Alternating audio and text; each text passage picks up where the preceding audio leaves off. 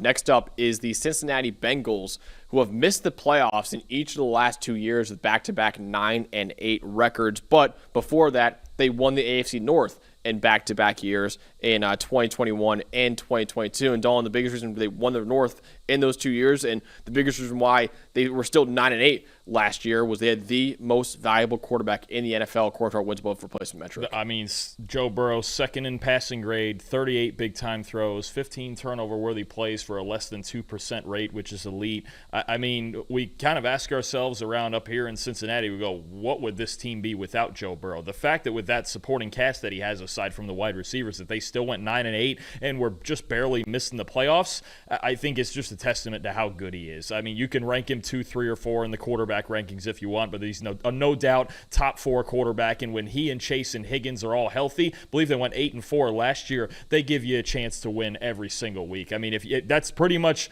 what it is Joe Burrow erases so many flaws throughout the rest of your team. One of the elite quarterbacks in football, and as long as you have him, you always have a chance. Yeah, like I said, he was the most valuable quarterback in the NFL last year, according to our WAR metric. He was the most valuable quarterback in his prior season, too. Yeah, he is easily one of the best quarterbacks in the NFL right now. Also with him is one of the best receiving cores, at least in the NFL right now. It's our number 3 receiving core going into 2025, headlined by Jamar Chase and T. Higgins. Jamar Chase won the Triple Crown last year, led all receivers in catches, yards, and touchdowns. T. Higgins was 6th among all receivers in PFF grade, 71 contested catches since he got drafted in 2020, is top 5 among all receivers in the NFL. You have 2 top 15 receivers in the league on brand new contracts who are both in their prime right now too, and also, like Dalton just mentioned, a easily top 4 quarterback in the NFL too. Those 3 are the biggest reason why Cincinnati has hopes of getting back to the playoffs. 8-4 last year when all 3 of them were healthy, despite all of their other flaws on the offensive line and on their defense and all the issues that they even had in late game situations. 8-4 when those 3 were healthy. I think it's that simple. If all 3 of them are on the field, you've got a war you're going to play with the Cincinnati Bengals on Sunday. So clearly, Dalton, with those 3, they had one of the best offenses in the NFL, but the reason why they missed the playoffs last year was because their defense really struggled, but they have a brand new defensive coordinator now who actually was pretty good at Notre Dame. For as much as I would love to say the third reason here is Trey Hendrickson,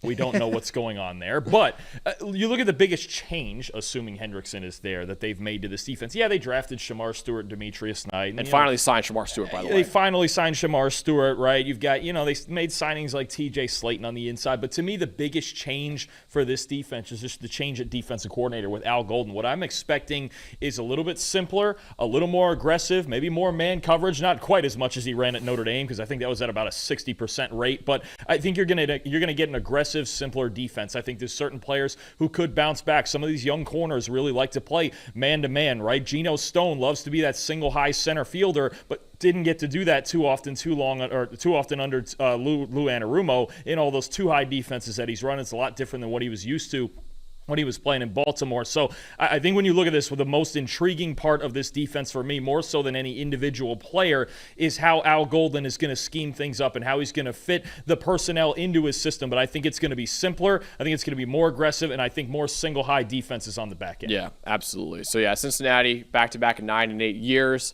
hoping to get back to the top of the AFC North in 2025.